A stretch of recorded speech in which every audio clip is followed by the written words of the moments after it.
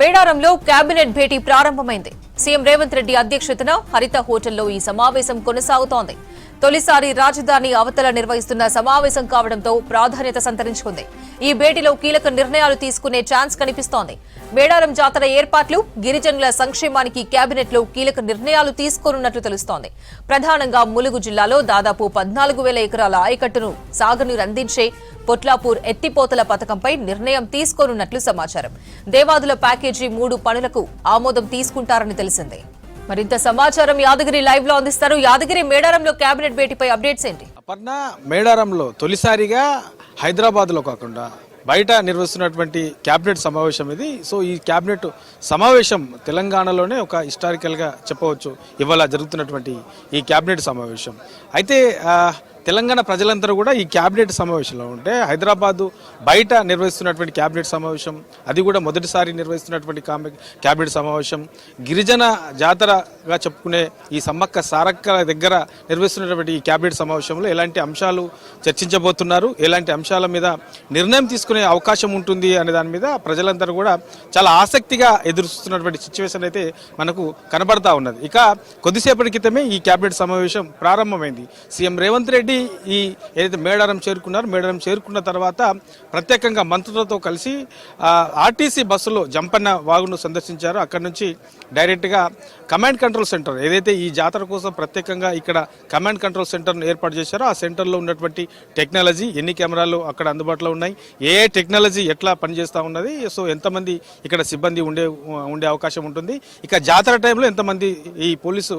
బందోబస్తుని ఇక్కడ ఏర్పాటు చేస్తూ ఉన్నారు, ఇప్పుడున్నటువంటి సిచ్యువేషన్ ఏంటి, ఈ మానిటరింగ్ ఎట్లా చేస్తూ ఉన్నారు అనేదాన్ని డైరెక్ట్గా మంత్రులతో కలిసి సీఎం రేవంత్ రెడ్డి వాటన్నిటిని కూడా పరిశీలించి పోలీసు అధికారులకు కూడా పలు కీలకమైనటువంటి సూచనలు సీఎం రేవంత్ రెడ్డి చేశారు. ఆ తర్వాత ఇక హరిత హోటల్, ఏదైతే మేడారంలో హరిత హోటల్ ఉందో హరిత హోటల్లో ఏర్పాటు చేసినటువంటి ఈ కేబినెట్ సమావేశానికి మంత్రులతో కలిసి సీఎం రేవంత్ రెడ్డి చేరుకున్నారు. కొద్దిసేపటి క్రితమే ఈ సమావేశం ప్రారంభమైంది. అయితే ఇందులో మేజర్గా ఈ గిరిజన అభివృద్ధికి సంబంధించినటువంటి అంశాల మీద పలు కీలకమైనటువంటి నిర్ణయాలు తీసుకునే అవకాశం అయితే కనబడతా ఉన్నది. ఇక దీంతో పాటు ఈ ములుగు పరిసర ప్రాంతాల్లో ములుగు జిల్లాకు సంబంధించినటువంటి కొన్ని అభివృద్ధి పనులకు సంబంధించినటువంటి అంశాల మీద కూడా ఇవాళ జరుగుతున్నటువంటి ఈ కేబినెట్ సమావేశంలో చర్చించి వాటి మీద కూడా నిర్ణయం తీసుకునే అవకాశం అయితే కనబడతా ఉన్నది. ఇక వీటితో పాటు కొన్ని ఇరిగేషన్ రిలేటెడ్ గా ఉన్నటువంటి అంశాల మీద, అంటే ఇప్పటికే రాష్ట్ర వ్యాప్తంగా కొన్ని ప్రాజెక్టులకు సంబంధించినటువంటి దాంట్లో పనులు ఆల్రెడీ ప్రారంభించింది, మరికొన్ని ప్రాజెక్టులకు సంబంధించిన పనులు కూడా చేయాలని చెప్పేసి ప్రభుత్వం ఇప్పటికే నిర్ణయించింది. కాబట్టి ఈ అంశంలో ఇవాళ జరుగుతున్నటువంటి ఈ కేబినెట్ లో ఈ ఇరిగేషన్ రిలేటెడ్ ప్రాజెక్టుల అంశం మీద ఎన్ని ప్రాజెక్టులు కొత్తగా నిర్మించే అవకాశం ఉంటుంది, అందులో ఖర్చు ఎంత అవుతుంది, ప్రభుత్వం మీద ఎంత భారం పడే అవకాశం ఉంది, ఇట్లా ఓవరాల్గా ఈ అన్నిటి అంశాల మీద కూడా చర్చించి ఈ ఇరిగేషన్ రిలేటెడ్ అంశాల మీద కూడా నిర్ణయం తీసుకునే అవకాశం అయితే కనబడతా ఉన్నది. వీటితో పాటు హ్యామ్ రోడ్లకు సంబంధించి ఇప్పటికే దాని మీద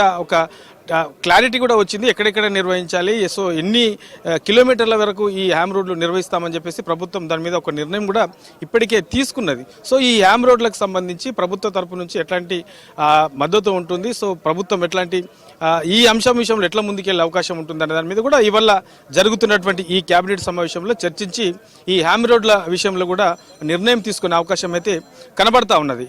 ఇక వీటితో పాటు ఏదైతే ఈ సమ్మక్క సారలక్క జాతరకు సంబంధించి గతంలో ఎప్పుడూ లేని విధంగా, అంటే ఉమ్మడి ఆంధ్రప్రదేశ్లో కూడా లేదు, తర్వాత తెలంగాణ రాష్ట్రం వచ్చిన తర్వాత కూడా ఎప్పుడు కూడా ఇక్కడ అభివృద్ధి పనులు చేయలేదు, తర్వాత పర్మనెంట్ సక్షకు సంబంధించినటువంటి పనులు కూడా ఎప్పుడు చేయలేదు. సో ఈసారి కాంగ్రెస్ అధికారంలోకి వచ్చిన తర్వాత తొలిసారిగా ఈ పనులన్నీ కూడా చేసింది. కాబట్టి ఇప్పటి వరకు కేవలం ఈ సమ్మక్క సారలక్క డెవలప్మెంట్ పనులకు సంబంధించి ఎంత ఖర్చు చేశారు, ఇంకా రాబోయే రోజుల్లో కూడా ఎంత చేసే అవకాశం ఉంటుంది, ఈ జాతరకు సంబంధించి ప్రభుత్వం కొన్ని కీలకమైనటువంటి నిర్ణయాలు కూడా తీసుకునే అవకాశం ఉంటుంది. కాబట్టి దాని మీద కూడా చర్చించి ఇవాళ జరుగుతున్నటువంటి కేబినెట్ లో ఆ అంశాల మీద కూడా నిర్ణయం తీసుకునే అవకాశం అయితే కనబడతా ఉన్నది. ఇక యాసంగికి సంబంధించి రైతు భరోసా ఏదైతే ఉందో ఇప్పటికే దీని మీద చర్చ జరుగుతూ ఉన్నది.